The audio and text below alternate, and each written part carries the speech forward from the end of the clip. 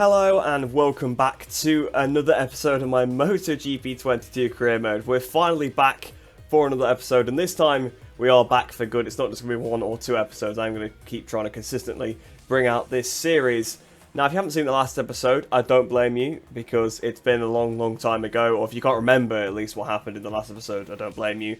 I can barely remember what happened in it, to be honest, but I do remember Le Mans being wet, and me having a pretty rough time there, but it actually ending up not too bad because of other crashes for the AIs, so the damage in the championship was relatively minimal. But this could be another episode where the damage is quite high, because we have got the Italian and Catalan GPs, two tracks where the AI are very good. Well, they're OP at Mugello, and Catalunya, they're not too bad there either, so this could be a very interesting episode. Just to refresh you, we are leading the championship by a quite healthy margin over Untitled Chapter, 45 points clear. So as long as we have 5 points over this episode, we should still be leading it, but I could see a lot of points being taken out of us there, with Tony Arbolino in 3rd place and Augusto Fernandez in 4th.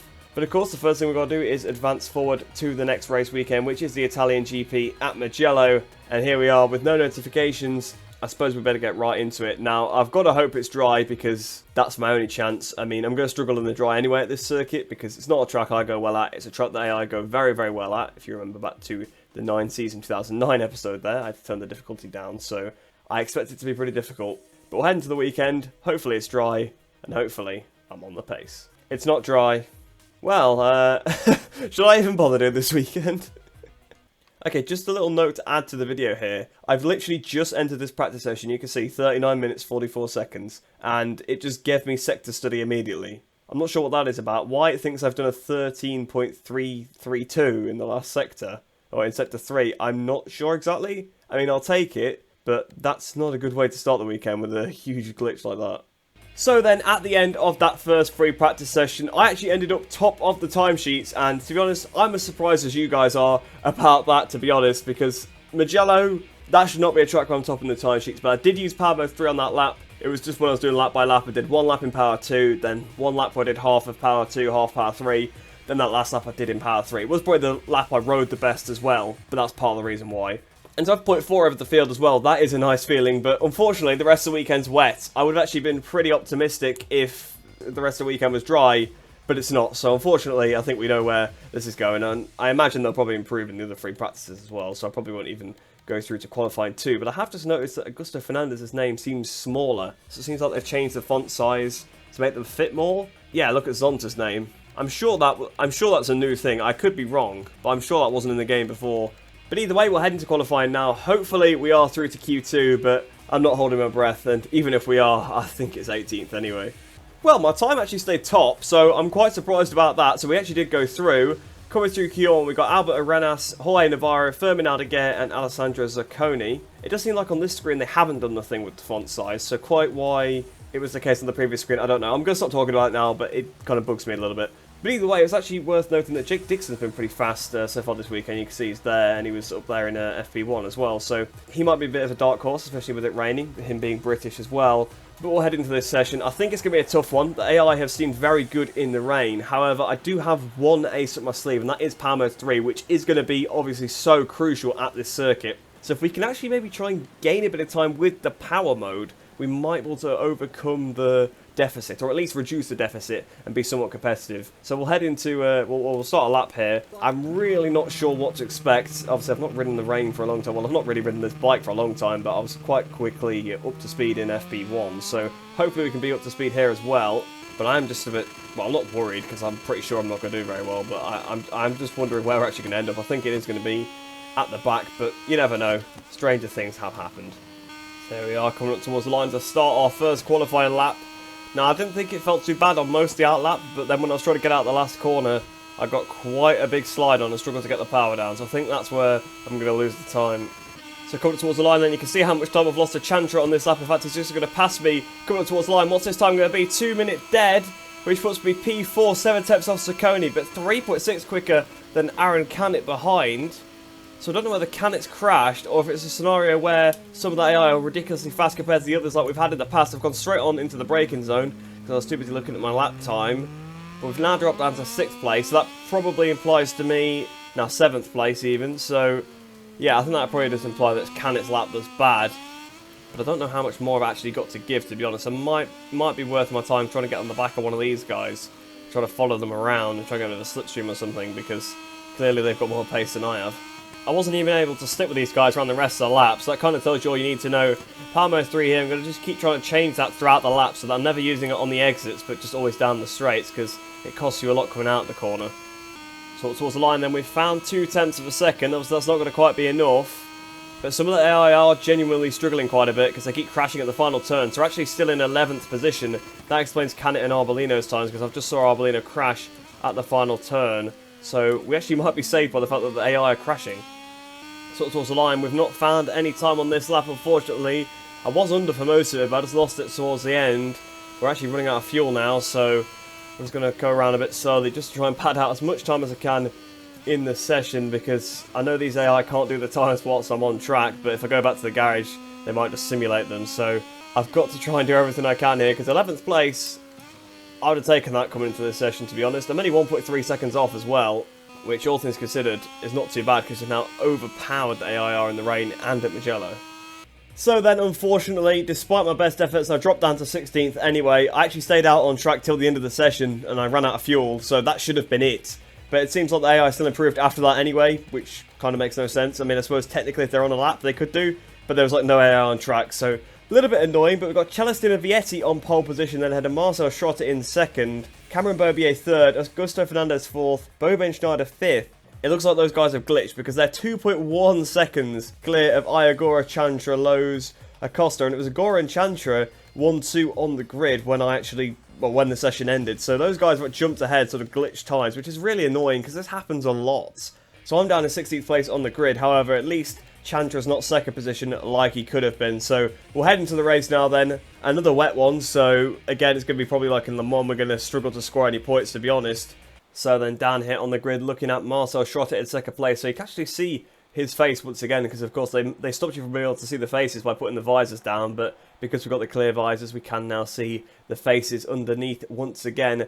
Aldeguer in 14th place then on the Boscoscuro, I nearly call it the speed up, although it is the speed up team, so I suppose that wouldn't be completely wrong. So it is going to be tricky. Obviously it is wet track, so that probably does play in my favour a little bit, but then I also thought that at Le Mans and it really didn't help at all, so I would expect that we're going to drop back through the pack, but I'm going to do everything I can. At least we've got some long straights. We might be able to use a bit of Hammer 3, use some slipstream to make some passes and then try and hold up the pack a little bit more, whereas at Le Mans I could kind of catch up to them through some sections, but I could never make a pass, so we'll have to see. We'll have to see how the race pans out. But really, just focusing on Somkiat Chantra. Hopefully we could just do some damage limitation to him. Obviously it'd be fortunate for me if he crashes again, but you can't keep relying on that. Of course it is unfair that they're so OP in the rain, but they're pretty sun to dry, so I guess it does balance out a little bit. The start of the Italian Grand Prix here at Mugello, just a few moments away now.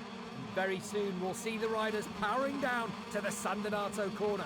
So then we've got Vietti on pole position at his home Grand Prix here in Mugello. I'm up to Palmer 3. The lights are on, waiting for the lights to go here at Mugello. The lights out and away we go. My initial launch wasn't great, but my second phase was fantastic. We've got such a good run. Oh my goodness. Look at this. We're actually going to take the lead. Going down to first corner. You're joking me. You've got to be joking. That... Okay, well, the race, the complexion of the race has changed now. I've gone from 16th place to first. I honestly don't know what to say. Okay, well, anything's possible now, because if we've got that much of an advantage over them at the start, I might just have to get ultra aggressive, because if I can try and like get a decent position, if I can get a top 10 here, I'll absolutely take it. It'll be interesting to see how well they can actually overtake. Like, they might have the pace over me, but if they can't overtake, I'm not too sure. This is still 120% AI, by the way. Well, at least it's supposed to be. Whether it's reset, I will check after the race, because that was rather bizarre. But we have seen in previous races, they just don't go off the line. I think they break. I think I noticed in Moto3, they break after the lights go out sometimes. And it's just so strange. You can gain so many positions. We've done it in previous races before, but never quite to that degree, from 16th to 1st. I mean, I suppose it's because it's such a long run to turn 1, so we carried the momentum all the way down the straight, but it's unbelievable. It's almost like as if we jumped the start, you know what I mean? I mean, obviously we didn't, but that's the kind of advantage we had there. So a yellow flag behind, so there's a crash. Not sure who it is, but that will probably help me if there's a bit of a disruption in the pack. But one lap down, and we're in the lead. So 4 laps to go. It's actually going to help me the fact that this track is so long that there's less laps. We won't actually gain enough on this straight to maybe nullify the advantage around the rest of the lap. So we do know from previous races, Qatar probably being the best example, that the Moto2 AI are not as aggressive as they are in Moto3. So they do sometimes struggle to make passes. And to be honest, we're halfway around lap 2 and I'm still in the lead, so I'm liking my chances of a good result here. But speaking of, I spoke a bit too soon because Vietti's trying to get through, but he's not been able to do it. He might be able to cut back underneath. But if they do try and pass me and compromise themselves a little bit, that just buys me even more time. But here comes Vietti. I think he's finally going to pull the move. I mean, to be honest, it's probably worth re-attacking him if he does go back in front, because just keep all the AI behind. If I can have them distract each other or something, that does help. I'm glad trying to miss warning for that. Fair enough, I did cut the corner. But Vietti's still trying to look at the inside. The thing is, they have so much more speed, but not really in the place that they can pass. It is bizarre. Oh, tell you what, this could leave me vulnerable down towards the last corner, because they've been very good on the brakes since the last corner, which is weird because usually they're appalling on the brakes, but in the rain they're much better. But I have got to say, the wet track this time actually has really helped me. In Le Mans, it felt like I had like no grip at all, but I actually feel quite good in these conditions here. So we're coming towards the line then to start the 3rd lap of the race, and we're still in the lead. Somehow we've done this. I mean, look how much slower we are than them. 58.9 for Jorge Navarro after a 2:04. So you can see that I'm certainly not the fastest rider, but they're just not aggressive enough to pull the passes. So I think as long as I don't run wide, I actually want to hang on to this, which would be an absolute joke, let's be honest. This is a joke, because I'm like over a second a lap slower than them. So if I manage to actually hold them up, like, you can tell there's something wrong here. This is where their best chance through this sector, because this is the sector where I'm really weak. And here he comes again, just like on the last lap. But again, he picks the wrong side. I don't know why he doesn't wait till the Arrabbiata. Like, instead of going to the inside through the through Cervelli, instead of going to the inside through Cervelli, why does he not just wait till the first Arrabbiata? Because he would easily have me, and I'd have nothing to say about it. But into Scarperia we go once again. And I'm still in the lead. I'm just kind of braking a little early, just so I don't run wide. But not early enough where they can outbrake me, it seems. But here comes Vietti. This time he's really got to run. I feel like Vietti may get past me because there's so much time left. And there we go, on cue. I've run a bit wide. It's going to allow Vietti straight through. It has. But I'm hanging around the outside. Tell you what, I'm quite surprised I managed to keep in front of him there. I thought Vietti was through for sure. Yeah, I'm actually underneath my time, so I am going quicker. Like, I'm responding to them. There's another crash, so it seems like they seem to crash at the Biondetti as well. I know they're crashing a lot of Buccini. I saw that in qualifying. They also crash at San Donato quite a lot.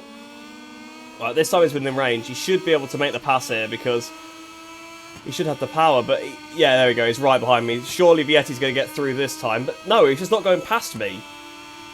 He just keeps rolling out the throttle. He will not, like, I'm not cutting him up. You can see this. He's just rolling out the throttle by his own choice and he's not going past me.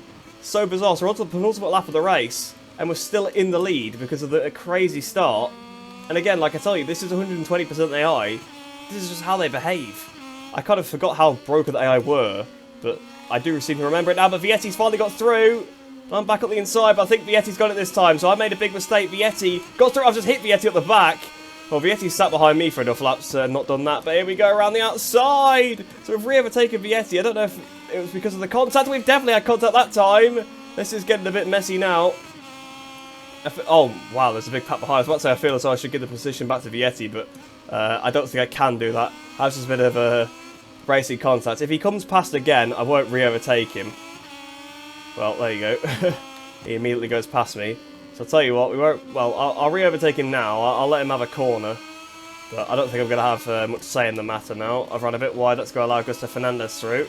So it soon unravels, you see. We're down to 3rd place if we've been leading the entire race so far. But, oh, I thought Fernandez was going to go for it on Vietti then.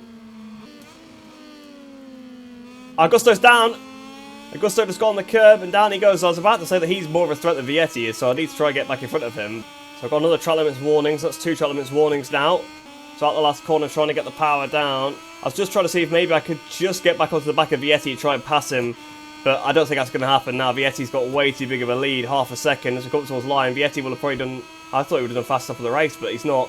Unfortunately, we are just a bit out of range here from Vietti. If I was a little closer, I could have had a look up the inside of San Donato and tried to retake the lead. Obviously, I don't want to cost myself too much time in the race, but, I mean, the difference between 2nd and 1st is 5 points, and winning a race is always fantastic. Here comes Marcel Schrotter at the inside now. We didn't even touch them, but he definitely hit me, which is the weird thing, because the hitboxes are so far off. But we're back at the inside of Schrotter. That might prove to be a mistake. That was definitely a mistake. They're getting another track limits warning. I've managed to keep Schrotter behind. So again, I don't know whether I probably should give that one back, because I picked up a track limits warning. I've got to be careful, because I've only got 2 more left. And it is Mugello, so I'm quite liable to go on the green. I think I'm going to let Schrotter straight through here anyway by running wide. Bobier's trying to get involved as well.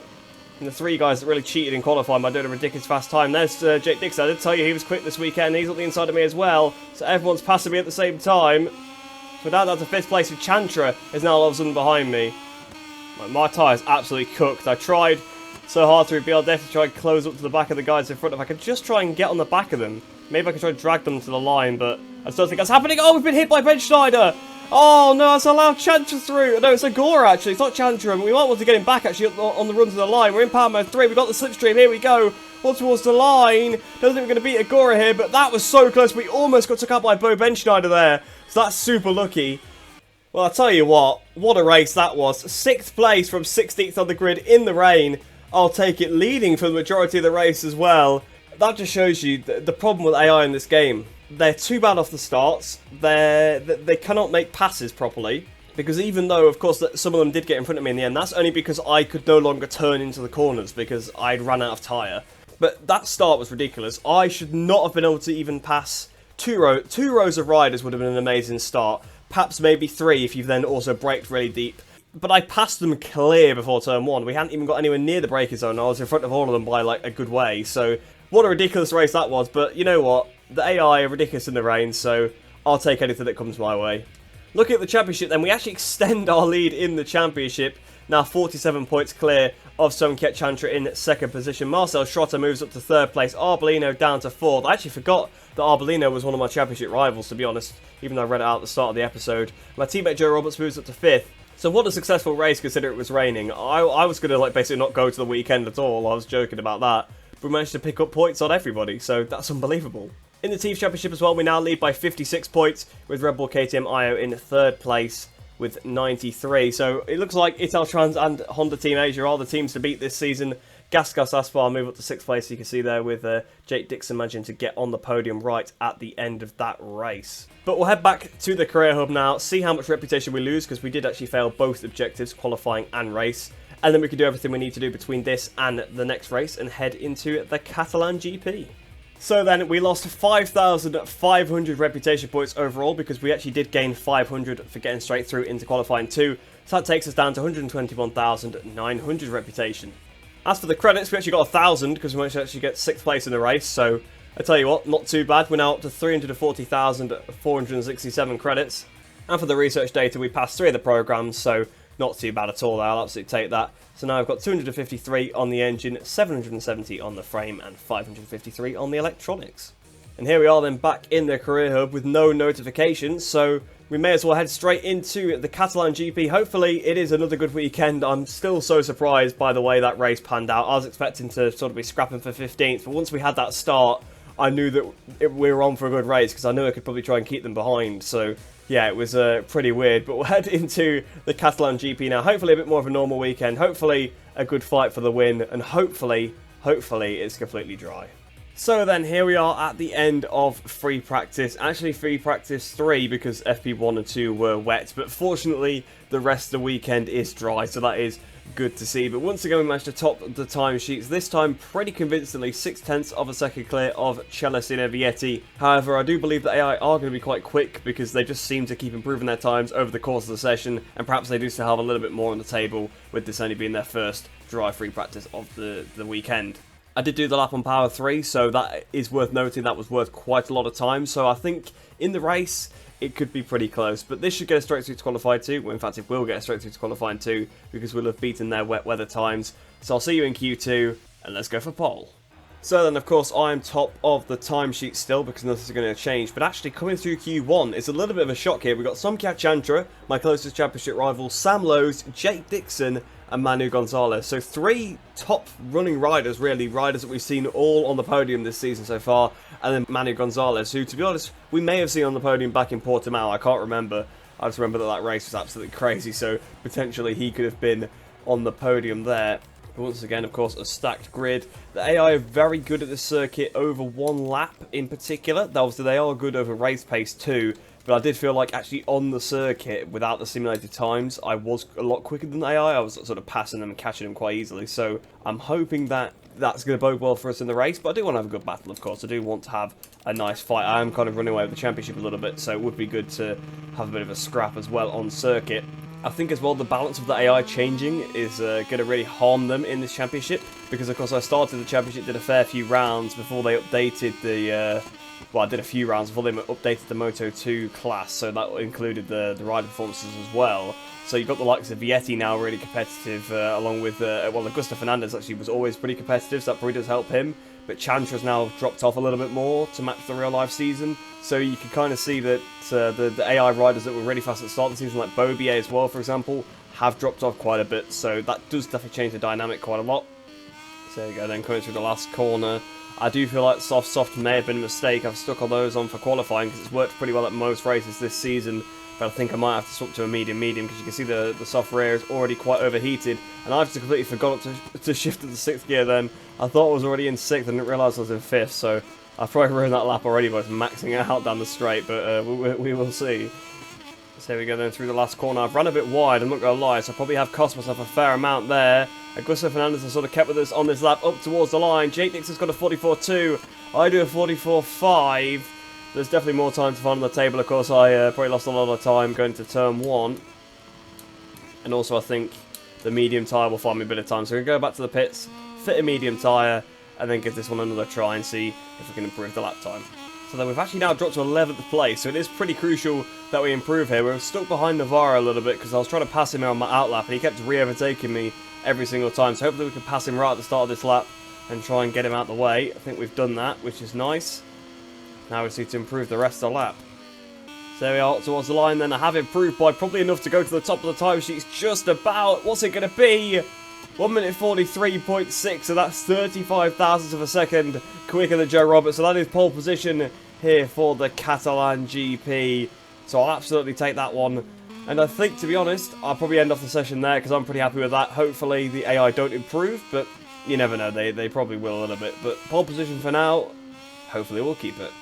So then, at the end of the session, we did indeed keep that pole position. It's a 1-2 for Ital Trans Racing, myself, followed by Joe Roberts, which really does help the team because we are leading the Teams Championship at the minute, but we are in a good battle with the Idemitsu Honda Team Asia team, and you can see Agora's up there in 3rd, so it is important that we are both up there. Somket Chantra down in 9th place, so that's pretty crucial for the championship. Schrotter is actually quite up there in the championship, if I do remember as well, so it's worth keeping an eye on him as well, but it seems to change every race, so I'm just focusing on whoever's second currently at the minute, which is Somket Chantra. So it's an interesting front row there with us two, Ital Trans and Agora. Jake Dixon once again doing pretty well on the gas. Sam Lowe's in 7th place, so the guys that came through Q1 faring pretty well in this session. But this could be an interesting race. I don't know if I'm going to have the pace over the AI. You can see it's super close. Tyre wear could be quite important as well. It usually is at Catalunya. It's a pretty hot circuit. A lot of time spent on the side of the tyre, spinning the tyre up. So I'll probably go with medium still, but we'll have to see what the conditions are like when we're down on the grid. But without any further ado then, let's head into the race, and let's hope it's a good one.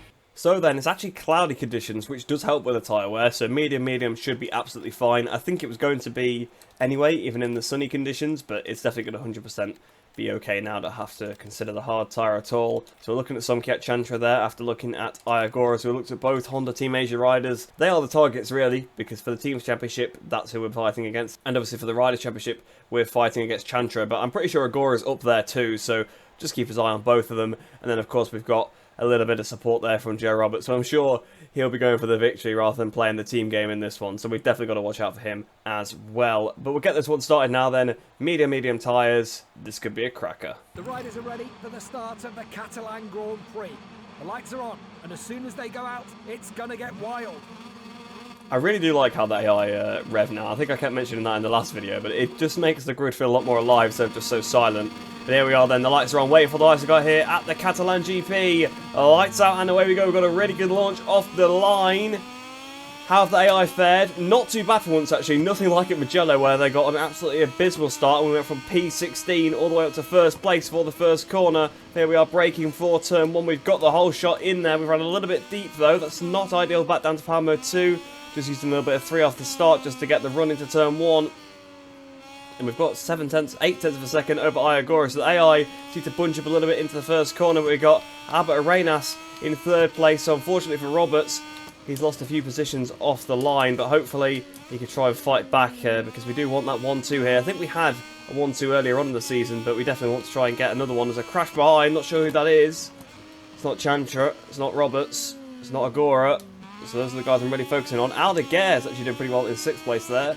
I should probably focus on the track rather than the standings though, because, well, you guys know what happens when I look at the standings. I start losing time, and then I end up losing positions because the AI pulls some ridiculous move. It's usually what happened in Moto 3 anyway, at the very least. We've gone a bit hot though here into turn 10. Nothing too major though. We've gone a bit off the track, but not into the gravel, so not the end of the world there. But that probably did cost us a fair amount of time to Agora, because we were building a bit of a gap over him, but we missed our breaking zone pretty substantially there into turn 10. I break it a little bit of tarmac, and I didn't even see it, to be honest. I just went past it and then realised I've got to a white line this after where I break. I picked up 2 track limits warnings for the same corner. That's a bit harsh. So this has been a scruffy end to the first lap. So I've got to definitely be careful, because I picked up quite a few track limits warnings in the last race as well. So I'm definitely a little bit rusty. I need to try and keep it on the track a bit more. So coming towards the end of this second lap, then we got 1.2 seconds back to Agora, so it stayed pretty constant. 1 minute 44.7 for me, fastest lap of the race. The AI behind didn't beat that, so that's pretty good. It means I'm actually lapping quicker than them. I think there's a bit of a battle behind, because I saw Schrotter was up to 3rd place briefly. He's back down to 5th again, and Renas is still there. Roberts is still there, so I think they're battling a little bit behind Agora. They do seem to do that in Moto 2 quite a lot. They actually get into a bit of a pack, which is weird. It's a bit more of a Moto 3 thing. You don't tend to see that. You tend to see like little groups of battles, like maybe a group of 3 or 4 maybe, but they don't seem to be like a whole train like you can see they are on the map.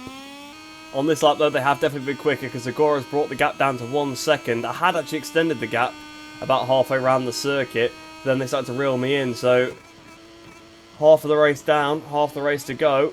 This is not over yet, that's for sure. Agora is still definitely hanging in there. And Joe Roberts is now up to 3rd as well. Roberts has passed Schrotter and Arenas, so back on the podium for Joe Roberts. That's good for the team. It's been a crash behind. Not sure who it is. At the penultimate turn. But it doesn't seem like any of the front runners are gone. But that was a new fast lap of the race for me. But it's been beaten by Navarro now. So we're just keeping Agora about a second away on the penultimate lap here. So anything can happen, especially if I run a bit wide like this. This could be a really, really tense last couple of laps. The AI doing their usual trick of sort of speeding up randomly towards the end of the race. I think it's to do with their race progression being probably just mapped to a 100% race. So they start off the first couple of laps slowly, probably just trying to get the tyres in the window and then speed up. But unfortunately, in shorter races it's not scaled. So they just go slow for a couple of laps and then just randomly speed up, and it just feels really weird. So about to start the final lap of the race. I've just improved my lap time by a few tenths of a second there, 43.7. I'm pretty sure I've not done a 43 all weekend, so it's the time to improve. 1.3 seconds, 1 lap to go. As long as I don't make any mistakes or back off too much, I think I've got this one in the bag now. So here we are then, rounding the final turn here at the Catalan GP to win yet another race this season and extend our championship lead by another 14 points. So then it actually seems like we managed to get fastest lap of the race in this race as well. It wasn't stolen away from me by any AI simulated times, which is pretty rare to be honest, because usually they absolutely destroy you on the final lap in terms of some ridiculous lap time they can't actually do. So I did a 43.7, which I think is my fastest of the weekend. We're pretty much up there with the AI, 43.7 from Chantra there, so we were pretty close, myself and Sumkiat. So we've got a 43.8 for Roberts, 43.9 for Agora, 43.9 for Schrotter as well, 43.9 for Lowe's, 43.8 for Canet. So you can see that the AI's pace was pretty decent there, but fortunately I managed to build that gap on the first lap, and that's really all it takes. You just build that gap early on, run the decent pace to the end, and as long as you don't make any mistakes, they really struggle to catch you. It's super crucial for the championship though that Chantra finished 5th place, still a pretty decent finish, but we've got 25 points there. I'm pretty sure he's got 11, I think that's what you get for 5th place, so 14 point swing. Schrotter, I think, is 3rd in the championship with 4th place, so we gain like quite a few points on him as well. But looking at the championship standings now, we have a 61 point lead over Sumkiat Chantra, with Marcel Schrotter now 67 points behind in 3rd place. Iagora leapfrogs up to 4th place in the championship, so I did tell you that he was close, he was up there. Joe Roberts 5th place, he was 5th already, but now Arbolino's dropped down even further, so he just stays in 5th. So we've got 75 points over him, so it's actually pretty close between all these riders, 61 to 75, a lot closer than the gap from 1st to 2nd, that's for sure. So then, looking at the Team Championship, we do actually extend our lead a little bit further because, of course, myself and Roberts, we both had really strong results at this race, so that's really important for the championship. Obviously, Agora was up there and Chantra as well, but I think overall we probably do outscore them slightly. But you can see we are the class of the field because it's a massive gulf back to Red Bull, KTM, IO, and to be honest, I can't even remember seeing either of their riders, really. Aside from Fernandez being competitive in the first couple of races, we've not really seen an awful lot of them, to be completely honest. Flexbox HB40 in 4th place. Again, pretty similar story. Aaron Canet was pretty strong a few rounds ago, but he hasn't really shown anything since. So it really does just seem to be a 2-horse race between Hetal Trans and the Honda Team Asia team. But with those 2 races done then, let's head back to the career hub, see what we get for this weekend, and then end off the episode.